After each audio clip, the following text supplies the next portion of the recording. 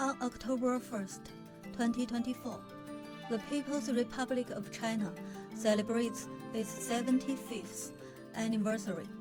Many people can learn about the changes in China over the past decades through videos or by examining data presented by experts and scholars. However, I recently came across some old photos of my mother. She's a 60-year-old woman from an extremely impoverished family and hails from the lower strata of society. She did not inherit wealth from her parents. Nor did she engage in business during the reform and opening up period, and she even missed out on the huge wealth that the skyrocketing housing prices could have brought to her generation. I would like to invite you to experience the transformation in China over these decades through her photographs. This is my mother's oldest photo album. Upon opening the cover, you can see a few lines of text. It's a gift from her friends, given to her on July 21st, 1983. This photo album recalls her memories from around the age of 20, mostly group photos with her classmates from nursing school. Most of them are black and white photos, with only one in color. My mother lost her father when she was 7 years old, and then followed my grandmother when she remarried. My grandmother had 3 more sons. The family lived on my grandfather's meager salary, and he was just a worker who delivered goods by house cart. This is my grandmother. As the eldest daughter in the family, my mother had to do household chores and help take care of her younger siblings. She even had to take her 2 younger sisters with her to primary school. I am very grateful that my grandfather insisted on sending my mother to school. After all, in those days, it was not uncommon for girls to drop out of school due to poverty. But studying was still very tough. When my mother was young, she could only read in a chicken coop, which means that when she was doing her homework, there were chickens around her, not to mention the noise and the smell. Just the cold of winter was unbearable. My hometown is on the border between China and Russia, where winter temperature can reach -40 degrees. There was no heating in that area, of course. She managed to finish high school and get into a nursing school through her own intelligence and hard work.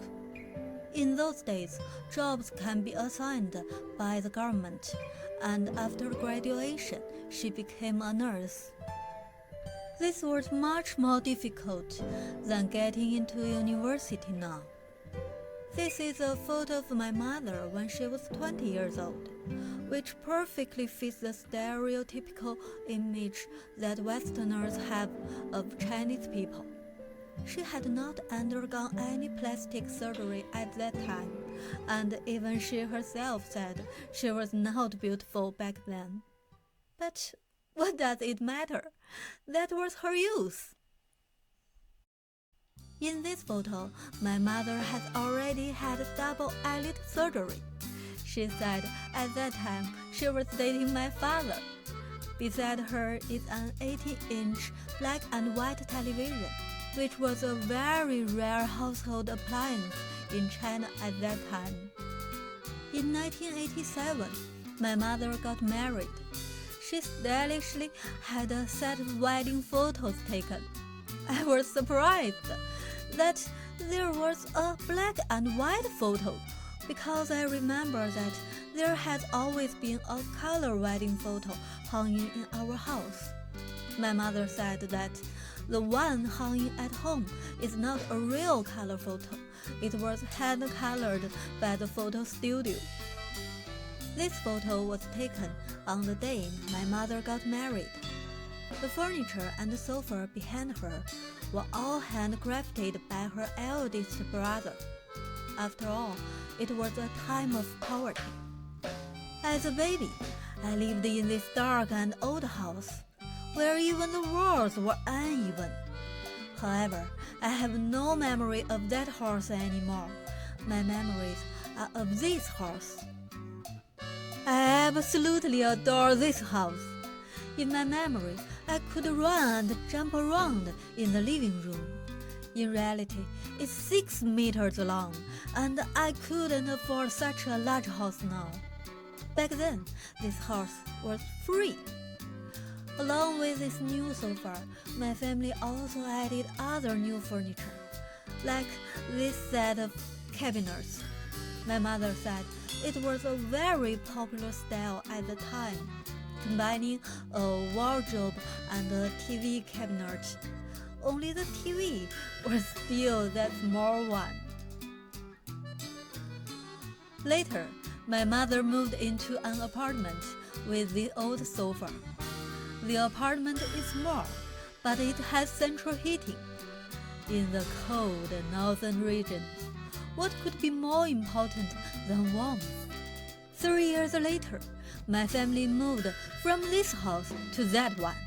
My mom finally got rid of the old sofa and spent nearly 5,000 yuan on the new one.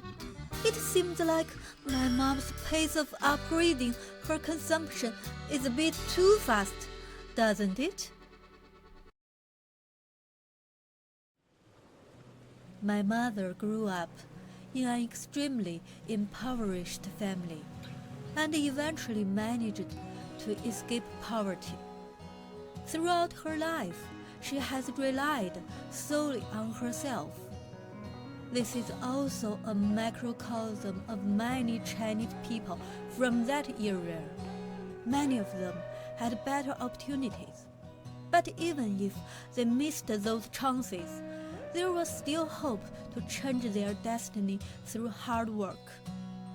I've known about the American dream since I was young, and it wasn't until today that I realized from my mother's life that she also has her own Chinese dream. Happy birthday, China!